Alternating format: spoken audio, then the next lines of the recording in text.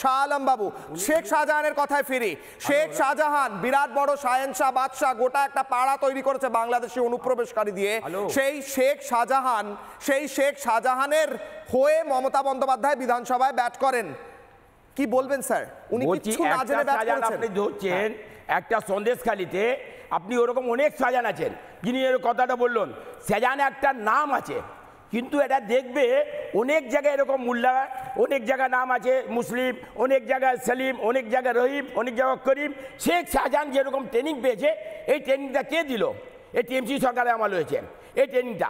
এই ট্রেনিংয়ের কারণ আজকে আপনি আমাদেরকে মুসলমানদেরকে ফাঁসিয়ে যাচ্ছেন কেন? আপনি তো এবার ভেবে নিয়েছেন যে আমি তো ভোট পাবো না এবার।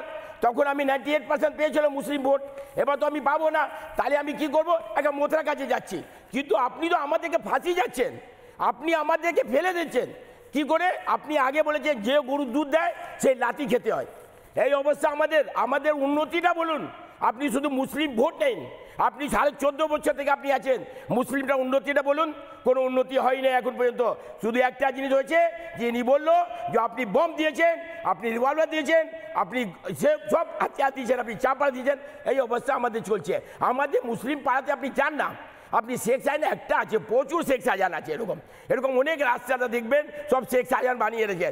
কিন্তু রোহিঙ্গা মুসলিম যে বাংলাদেশি থেকে এসছে, আমি একটা বলবো 64 নম্বর ওয়ার্ড কলকাতাতে বিধানসভা ওয়ার্ড পড়ে, কিন্তু ওইখানে 20 জন আছে বাংলাদেশি যে রংবাজি করে খায়, রংবাজি করে মানে চাকরি নিয়েছে। এই অবস্থা আমাদের ভারতবর্ষে যে মুসলমান, যে ভারতবর্ষে হিন্দু, ওরা চাকরি পাবে না, কিন্তু বাইরে থেকে যে আসবে ওনাকে চাকরি দেবে কে? এই টিএমসি সরকার। ওনাকে আমরা তো বাংলাদেশিদের বিরোধী নই। শাহ আলম বাবু, আমার একটা প্রশ্ন, বাংলাদেশিদের বিরোধী নয়, কিন্তু বাংলাদেশিরা যারা বাংলাদেশে চলে গিয়েছেন, ওখানে জন্মেছেন, তাদের দায়িত্ব তো নেওয়ার কথা ভারতের নয়। তাহলে তো গোটা বিশ্বের যত অনুপ্রবেশকারী সবাই ভারতে এসে চাকরি চাইবে, তখন ভারতীয়দের কি হবে? এটা তো হতে পারে না কোনো ভদ্র সভ্য দেশে। এটা তো হতে পারে না যে অন্য দেশ থেকে অনুপ্রবেশকারী ঢুকে সে দেশের মানুষকে সরিয়ে তাদের চাকরিটা নিয়ে নেবে, তাদের খাবারটা নিয়ে নেবে, তাদের ভাতের থালায় টান দেবে। এটা তো হতে পারে না। এটা প্রত্যেক সম্প্রদায়ের মানুষ বোঝে। আমাদের চাকরি চলে যাচ্ছে, আমাদের চিকিৎসা হসপিটালে যান না আপনি, ন্যূনতম কিছু পাওয়া যায় না। ঠিক বুঝি স্যার, আসছি আবার। আমি শোনাই আমাদের নানা ধরনের কন্টেন্ট দেখার জন্য লাইক করুন, শেয়ার করুন আমাদের ফেসবুক পেজ, সাবস্ক্রাইব করুন আমাদের ইউটিউব চ্যানেল।